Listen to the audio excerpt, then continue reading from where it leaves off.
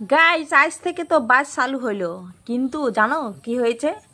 আজকে আমার কয়েক কাকিমা মানে কোর্টের উদ্দেশ্যে যাচ্ছিল স্টেট বাস করে, তোমার শিলিগুড়ি থেকে জলপাইগুড়ি। কিন্তু স্টেট বাসে কি করছে, স্টেট বাস মানে নেয়নি, তাদেরকে নামিয়ে দেওয়া হয়েছে, বলছে যে সিট নেই, আমরা পুরুষ নিব।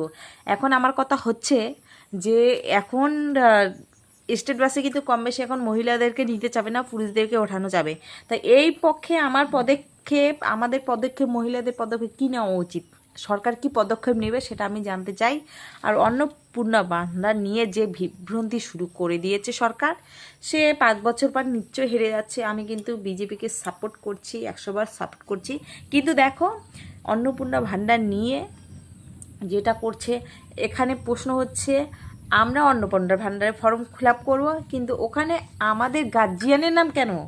গার্জিয়ানের ব্যাংক এখান কেন? গার্জিয়ানের নাম থাকাটা ঠিক আছে, কিন্তু সব কিছু ফর্ম ডেটের ডিটেলস হচ্ছে গার্জিয়ানের কেন?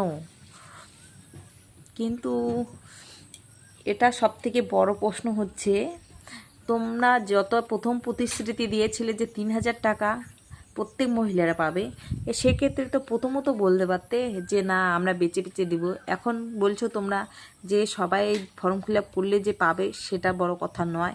কেন এসব হচ্ছে? কোথায় আছে না, নতুন নতুন সব কিছুই ভালো লাগে, আস্তে আস্তে ভালোর ফলটা বোঝা যায়।